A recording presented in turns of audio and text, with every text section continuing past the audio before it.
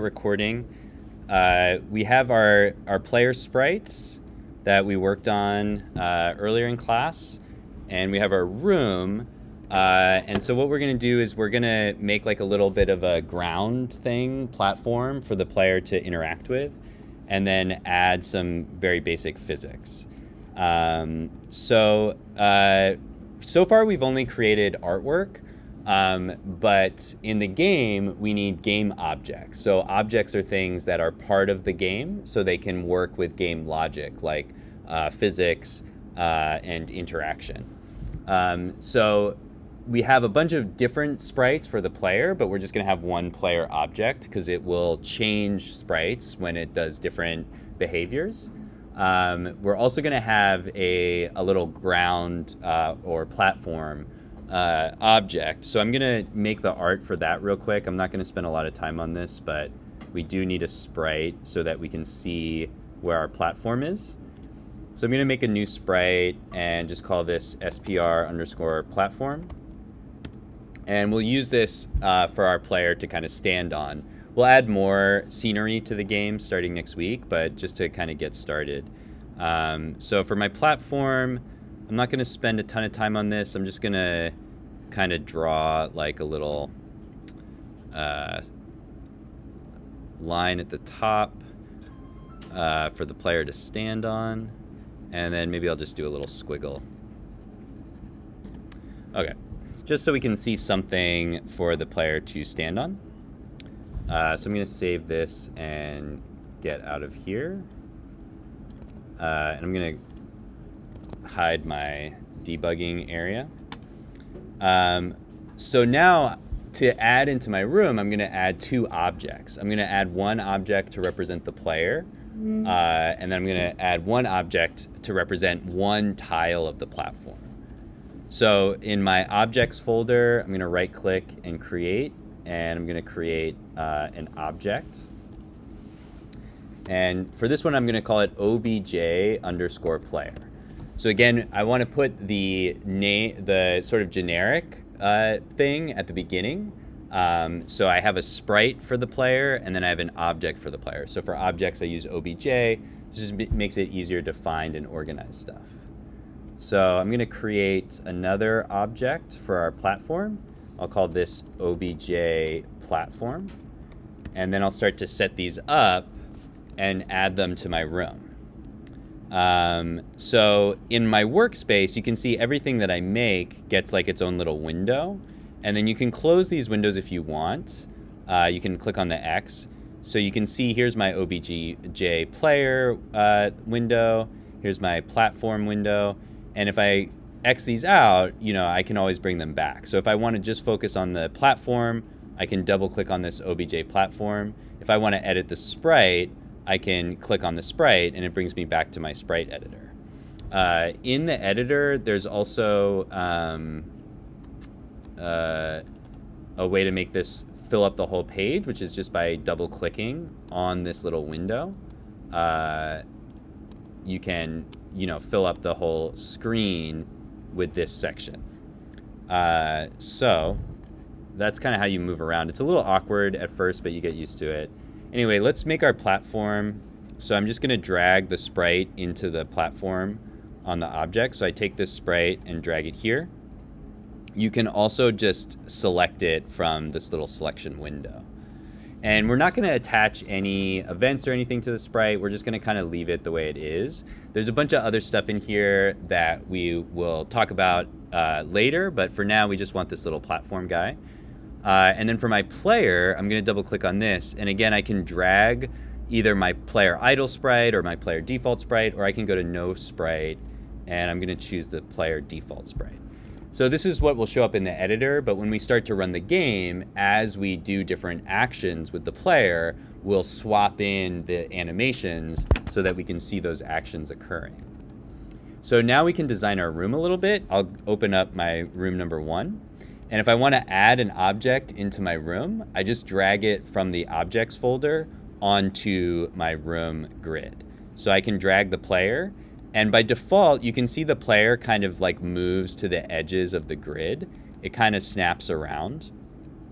And the way that it snaps is going to be based on the sprite. So if I look at the sprite, you can see there's in the top right area, there's a origin where you can set where the sprite draws from. We're going to leave those as the defaults, but we might change them later. So back in the room, again, if I drag the sprite around, you can see it kind of like moves it on the grid. If I turn the grid off, I can just move it wherever. But the grid makes it easier to kind of place our objects into the scene. So there's our player is part of the scene now, and now we can add our platform. So I'm going to put a platform here on the scene. And with the platform, you can keep dragging them onto the scene, but since you might want to add a bunch at a time, another thing that you can do is click on your platform object, and then if you hold Option on the keyboard, or actually you have to make sure to turn off laptop mode first. I don't know why I had laptop mode on again, but I did. You have to hold Option, and then you'll see the object that you have selected, and then you can kind of tile these around. So we can make a big platform, and then if we want to delete it, we can just hit the delete key, and then we can, put them in again. So maybe I want a couple platforms here. I'll make a little jump here, and another one here, and I'll add one right there. And in this little search window here, it shows me all the objects that are in the room. So there's the player. And so these are instances of my object. So the object is sort of like the default that I can edit. And then instances of the object will go in the different levels. And those will update to whatever I change for my object. So with my player, even though I haven't scripted it yet, I can add the script and that will get added into this level. With my platforms, you can see it's the same graphic. And if I want to change that graphic, if I open up my sprite platform and I go to edit image, maybe I want to erase a little bit around here and make some little cool lines around it. If I do that and I go back to my room, you can see the graphic updates. So the room is full of instances or little copies of my objects, but the objects are just one thing that I can always go back and edit. Of course, I could duplicate it, I could make multiple platforms, but I can always go back and edit these instances. Okay, so we've got our room set up. Now what we're gonna do is we're gonna do some scripting. Right now I just have like some art in the game, but there's no functionality. There's nothing that actually is gonna change to make the game playable. If I wanna run the game, you can see there's this target up here.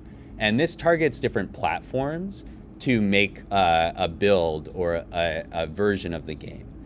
This is what I was having trouble with earlier.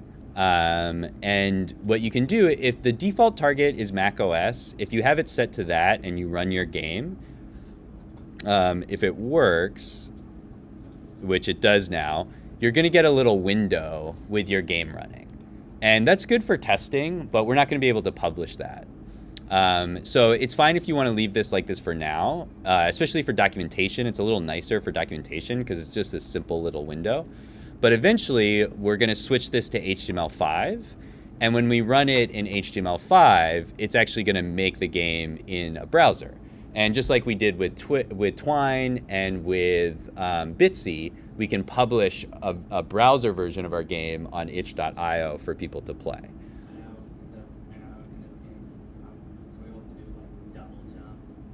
You can program a double jump. There is actually a tutorial on how to do that on the GameMaker website. I'm not going to go over that, but it is something you could do.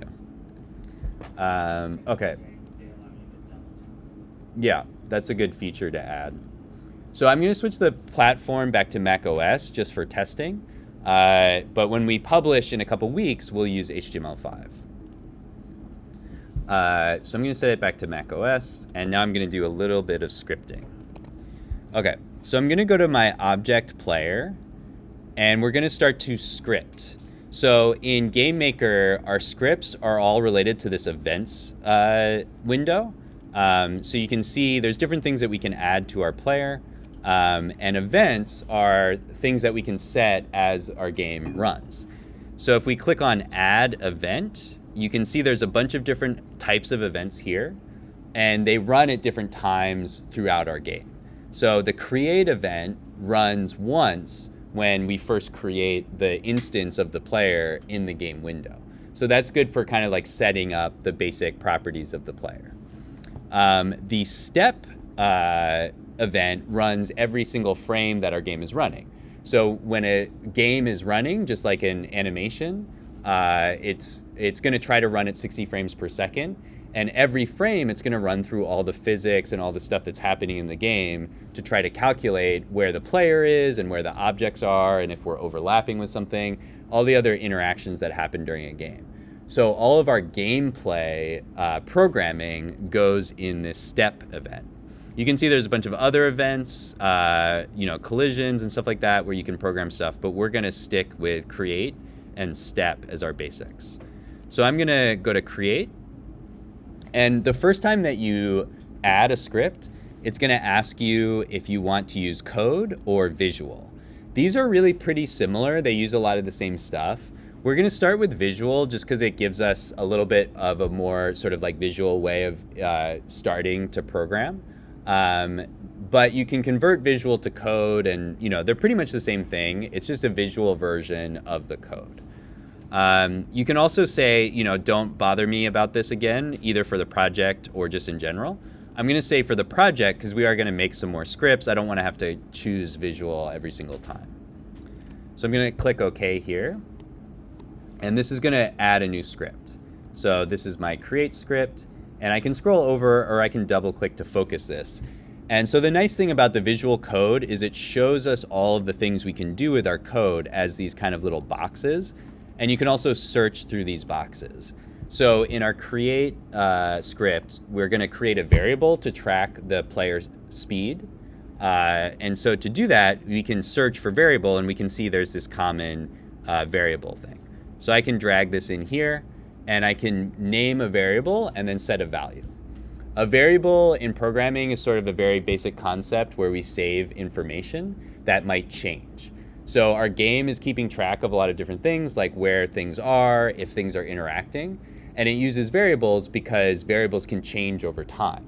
So if we have our player in one position and we want to move the player to a new position, we can use a variable to track that change from one frame to the next. So the variable that we're going to use to track our player position is going to be x_speed. Another thing that's nice about the visual editor is you'll notice when I type in characters, it kind of shows me all of the stuff that's built into this programming language. So I can make my own variables, but I can also see references here. And once I create my variables, it'll add those as references in this dropdown. So I'm going to make x_speed, and that's just going to start as 0 because the player is not going to be moving at the beginning. So I'm going to click the plus button here to add another variable, and this is going to be y_speed. When we're working in 2D, we have two dimensions. X is horizontal, or moving across the space, and y is vertical, or moving up and down. So our player is going to be able to do both of those types of movements, so we want to be able to track their speed in both directions. So I'm going to save this, and then this is all I want to do here is just basically say that there's these two variables that we want to track with our player, which is the movement speed on the x-axis, the horizontal axis, and the movement speed on the y-axis, or the vertical axis. So I'm going to save this, I'm going to close it, and we're going to go back to our events, and I'm going to add a new event. For some reason it's zooming in, or zooming out. Let's zoom in. Okay, and so I'm going to add a step event, and this is where most of my code is going to go. So again, I'm going to post all of this code for you guys to download later. So if you don't get every single step, that's okay. You can copy it from my example. But I do want to go over it, so you guys get a little bit of an intro to code. So when we're writing out a script, we want to think about all the things that our script is going to do before we start coding. So for our player movement script, we want the player to be able to move right and left. We want the player to be able to jump. We want the player to fall if it's in the air. and we want the player to stop if it lands on a platform. These are all kind of the basics of our platform physics. Then once we do all the physics stuff, we also want the player animations to react to those changes. So the animations don't really, do anything on their own. They just represent the changes in the game state, like if we jump or we run or do other things. So we're going to start by setting our variables. So I'm going to drag an assigned variable, and I'm going to look for my x variable that I created. So I'm going to type in x. It doesn't quite come up. So if I put x underscore, then we see x speed. And at the beginning of each frame, I'm going to set the x speed to 0. So I'm going to assume that my player is not moving left or right, because my player might decide to change directions at any moment. So we're going to start by assuming x is 0.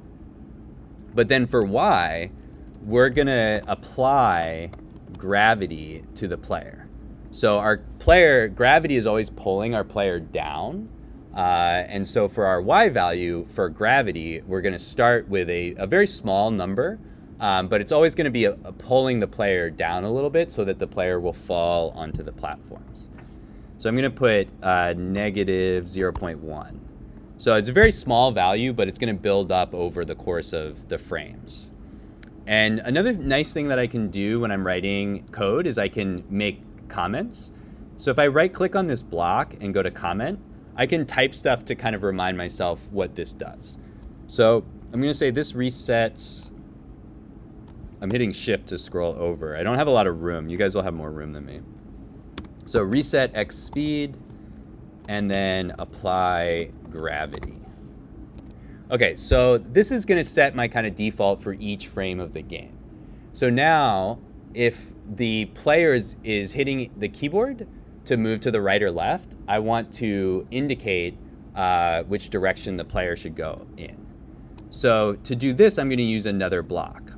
So I'm going to look through the blocks I have available. Down here, you see this mouse and keyboard block. It has some different options. So mouse pressed, mouse down, mouse released, key pressed, key down, key released.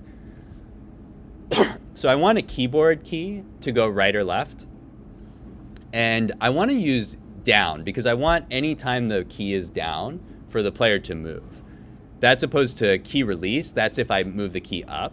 I don't want the player to move once the key is up. I only want the player to move if it's down. So I'm going to use if key down. I'm going to drag this, and then I'm going to stick it to the bottom of my first block of code. So if the key is down, I'm going to choose which key I want. So I'm going to start with the right key. So if my player is hitting the right key, then I want to move my x speed. So I'm going to change this variable. Another nice thing that the code editor, the visual editor does, it gives us recently used. So now I have my key down and my variable, and I can easily access these without looking for them. So if I hit the right key down, I'm going to change the x speed. So notice that I'm dragging this block to a different space. So sometimes if I'm going to like the next part of my code, I go to the bottom of something like down here. But if I want something to happen in reaction to a block, then I move it to the right over here. So if the key goes down, I'm going to set the x speed to 1. So that means I'm just going to move 1 pixel to the right. Okay, so that's pretty good so far. Now, another nice thing I can do with my code blocks is I can right click and I can duplicate this block. Or I can copy and paste rather. I can't duplicate, but I can copy and then I can paste. So now I have another key down statement, and I can change this one to left. And if I hit the left key, then I want my player to go -1 pixels, so it'll go to the left of the screen.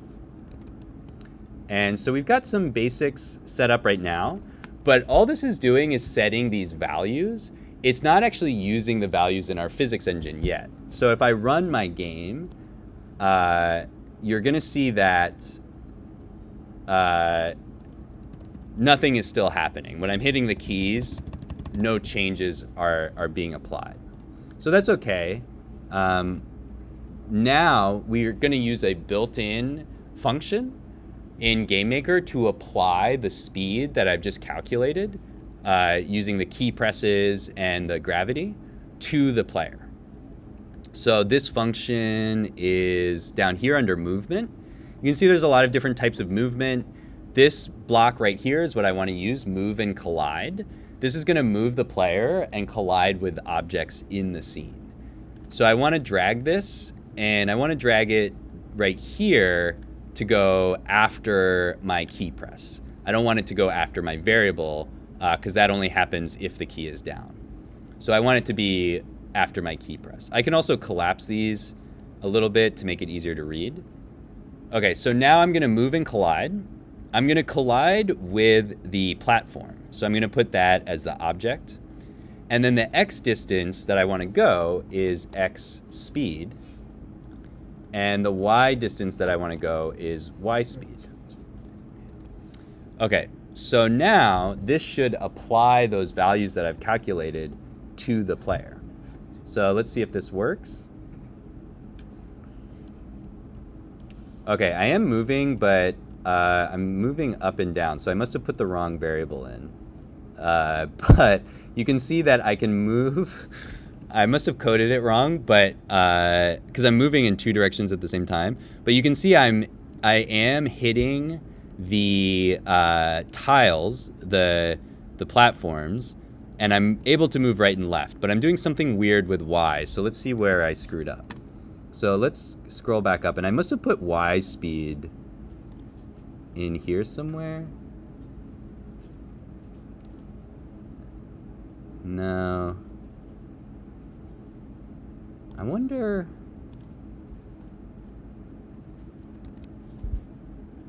Okay, oh, okay. Actually, I totally forgot about this. So one thing I forgot is this relative button. The relative button will add this value to whatever's already here. And that's why it's being kind of weird, is because it's not applying it correctly. So I want to change this y value to relative. Okay, now, no, it's still being weird. Okay, let's see what I'm getting wrong.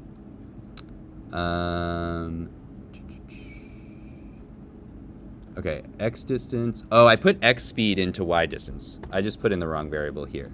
So y distance should be y speed, not x speed.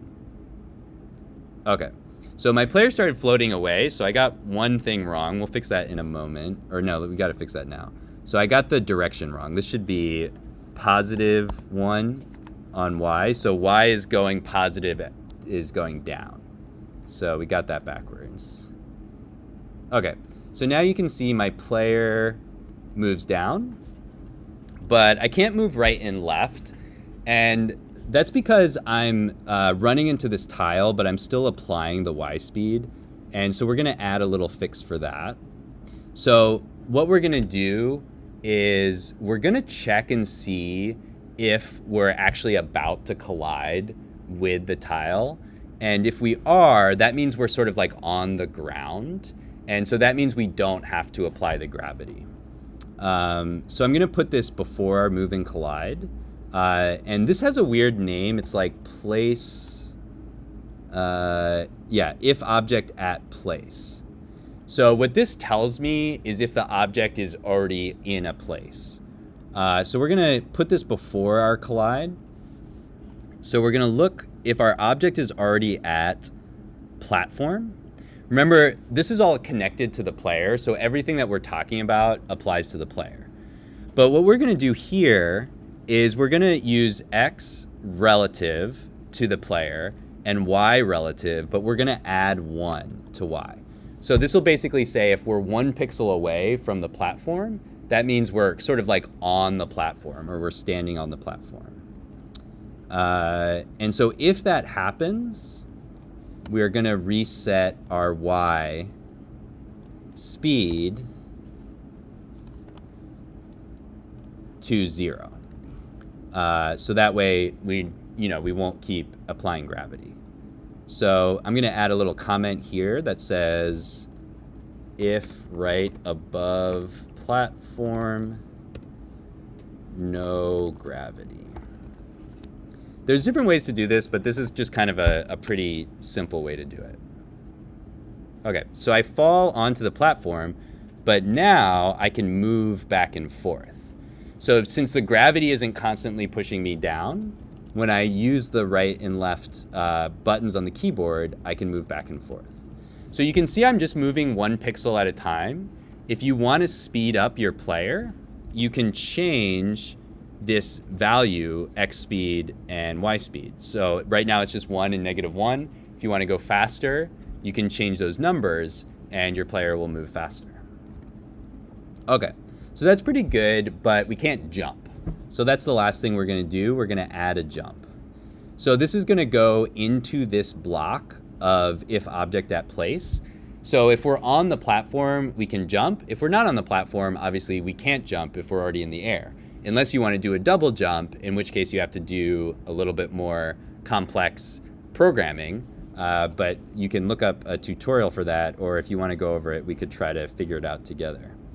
My code is starting to get a little more complicated, so I'm going to hide this section on the left, and I'm going to go in here. So if we're standing on the platform, we're going to start by assuming our gravity is 0, and now we're going to see if we want to jump. So we're going to look for another key press. So if we press the space key, what we can do is actually change our y speed, and now we want to go up, so let's do negative. So we'll change y speed, and we'll change it to, let's do -2, so we jump a little bit higher.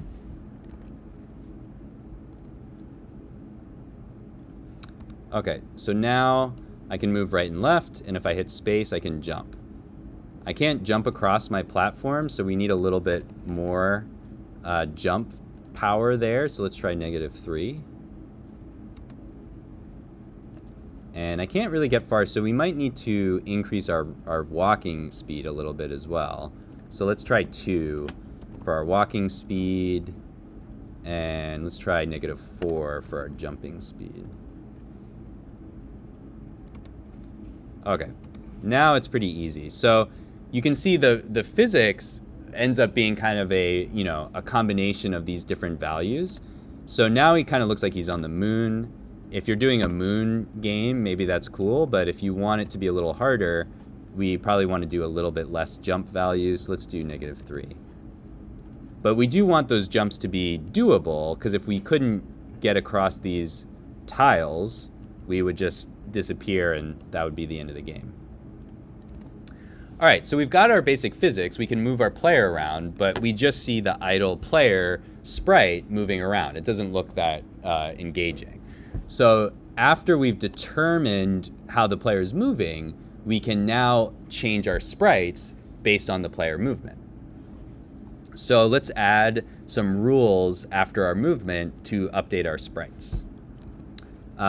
So there's a bunch of things we can do with our sprites. If I type in sprite to my toolbox, you can see I have set sprite, I have set rotation, animation speed, scale, color. I can do all these different things, but we're just gonna set our sprite. But we wanna set it based on certain conditions.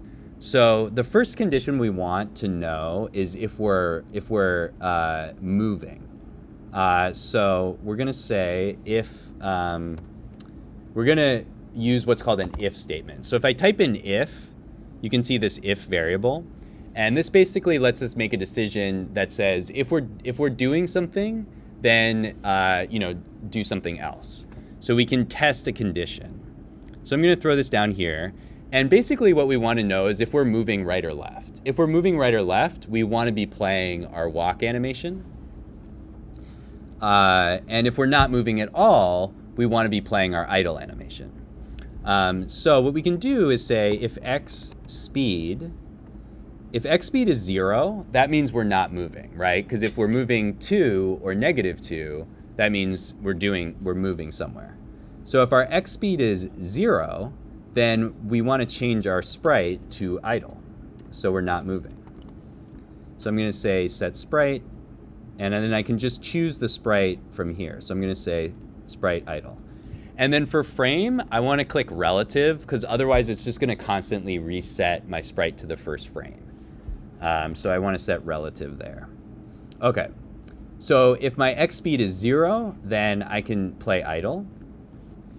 But if my X speed is not 0, that's else.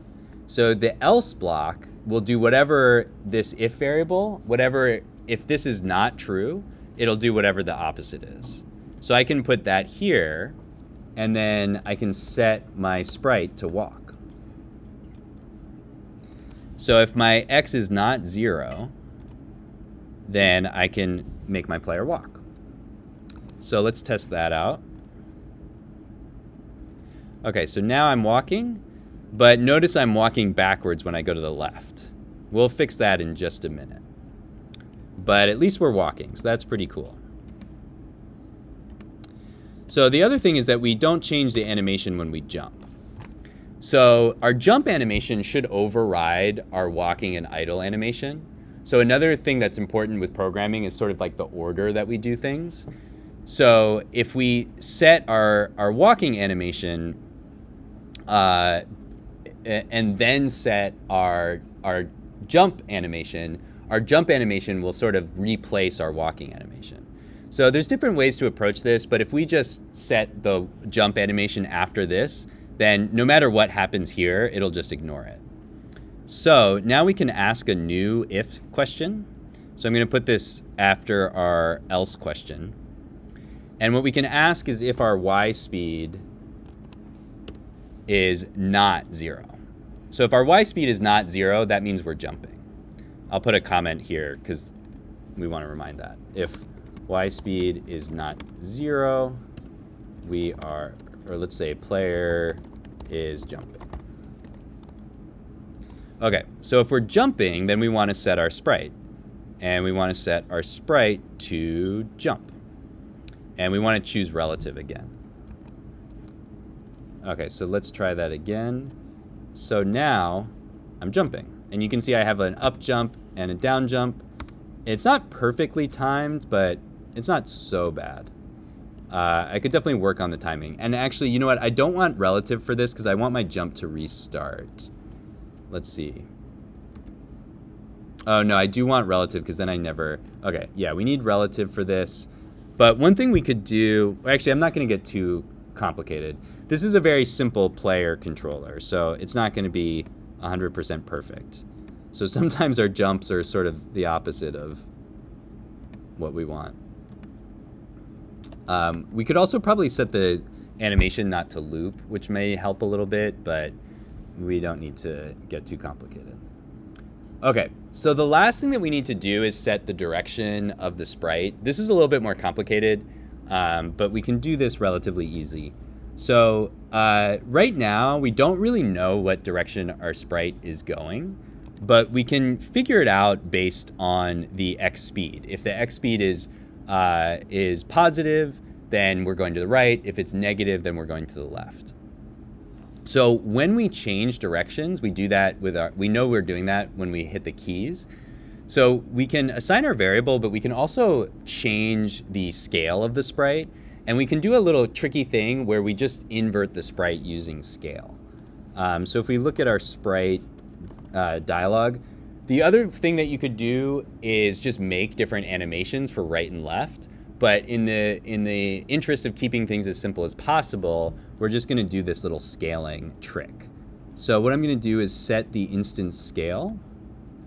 And so what I'll do is I'll set the horizontal scale to 1 if I'm going to the right. So that's fine. And then I'll set it to -1 if I'm going to the left. So let's see if this works. Whoops. Uh-oh. Oh, you know what? I think I used the wrong block. Let's try that again. Yeah, it glitched. Okay, let's see. So when I turn to the left, you know what? This is a good thing to go over. I didn't set this up right. So the reason it's doing that is if we look at this quickly, notice how it is scaling, but it's moving over. And that's because we're pivoting around the top left corner of my sprite. I forgot to change my sprite orientation. I actually talked about this, but then I didn't bother doing it. But if we look at our sprite, let's start with the default sprite. And I should have set this up right before I duplicated it, but it's okay. We're just going to fix it with each one. So our sprite has an orientation, and we can see that with this little target here. But to scale our sprite correctly, we need to scale around the middle. So we need our sprite to be either middle center or top center or bottom center. I'm going to use bottom center because that's where the character's feet are, but you could probably get away with middle center too. But I need to make sure this is the same for all of my sprites or it's going to get even more glitchy. So I'm going to choose each one of my sprites and then set to bottom center. So we want this target like right where our guy's feet are. So this is the other reason why we need our art to be very consistent so that this always lines up with the player's feet. Okay, so now this little trick should work. You don't need to do this if you have like different arts, different sprites for your left and right walk and jump, which you can do. But if you want to save a little time on your artwork, you can just flip the sprites around using this little scale trick. So yeah, this is a very specific setup. It's only going to work if you do it this particular way. You can do it other ways. I'm happy to discuss other ways of doing it. But for the simplicity and for our time constraints of this class, this is going to be probably the best approach. Okay, so hopefully that wasn't too crazy. That's the basic idea. We want to create a player animation and put it in our scene. I'm going to cover two more things. I'm going to try to do this quickly so we have more time for you guys to work in class. But the first thing I'm going to cover is documenting your progress for the blog like we do normally. And the other thing I'm going to do is I'm going to actually export this script so you guys can use it. And I'll show you how to import it into your own project. Okay, so let's do some documentation first. So I'm going to run the game, and I just want to capture images of each one of my sprites. So I've got my idle sprite here. I'm just going to do a screenshot. So I'm going to hit Command-Shift-4 and hit space and just screenshot that window. And then I want to try to do that with walking. That's going to be a little trickier. Yeah, maybe what I'll do is I'll walk and then let's see if I can, I don't know if I'm going to be able to do this actually. Let's see if I can walk and then, I didn't really get it. Okay, so maybe it's going to be harder to screenshot. So you could also just screenshot, your artwork in here if you want. We basically just want, some documentation of what you've been working on. So just take a couple screenshots. You could also screenshot, the room that you're working on. So maybe you can screenshot the editor. So you could do Command-Shift-4 and, draw a little box around the editor or something like that. So just like we normally do, we want to do some documentation. And then you could also open your sprites and document your, your sprite like this. So I'll just take a little screenshot of my artwork. So we just kind of want to show our progress through a few different screenshots. Okay, I'm going to go over to the Open Lab in a moment, but before I do that, I'm going to export this script for you guys to use. So I'm going to get out of here. So another nice thing about GameMaker, it's very easy to share stuff that you're working on with other people so you can collaborate on projects. To do this, if I go to Tools and go to Local Package, I can create a package of some of the assets, and then you'll be able to import it. So I'm going to go to Create Local Package, and I'm going to go to Objects and Player and click Add. And you can see it actually added the player sprite, but it didn't add all the player sprites. It just added that default sprite. But in this player object, it has the script. So you don't really need the sprite. What you need is the script. You can import this into your project and then just use that script. So for the package details, you can fill out a couple things. I'm just going to say publisher name. I'll just say MMP 270, player script, and then MMP 270. And so I'll hit OK.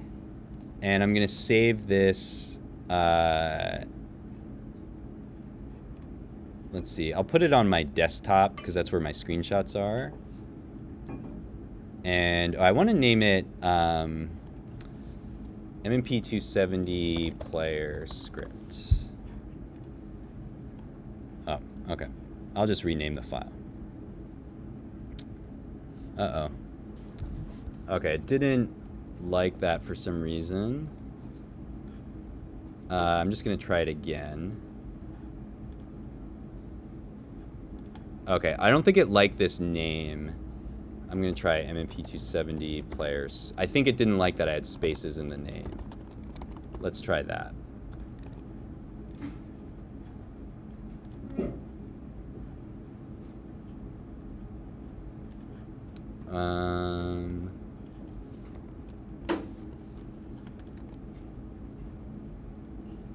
Okay, let's try it again. Okay, there we go. So I think it didn't like the name for some reason, but that worked. So now I'm gonna go to my Finder. And so on my desktop, so this is a YYMPS. This is the player script file.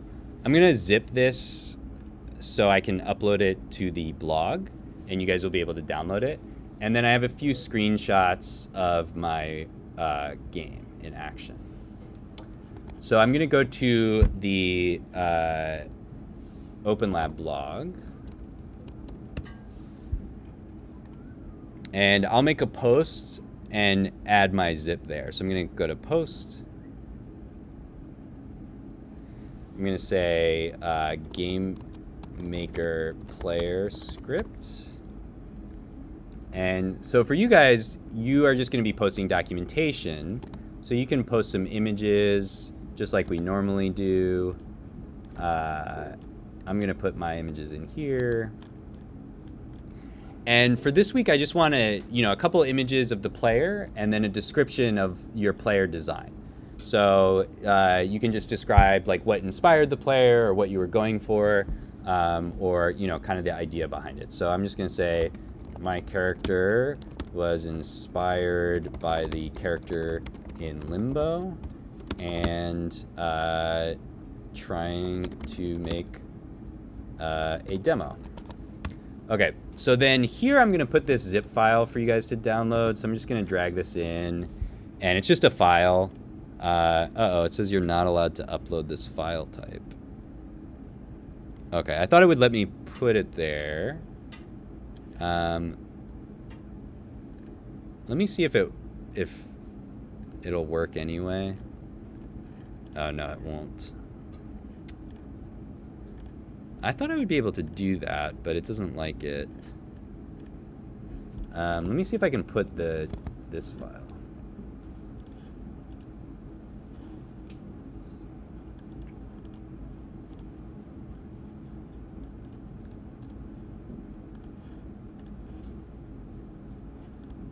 Okay, it won't let me upload that file, so I'll just put it on Brightspace. Okay, so I'm gonna publish this. And then I'll just go over to Brightspace and add a zip. So I'll just put in announcements.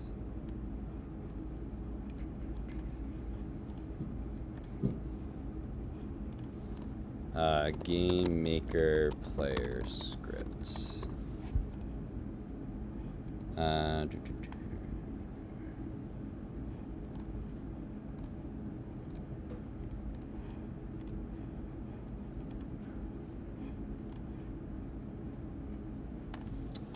This is the GameMaker player script.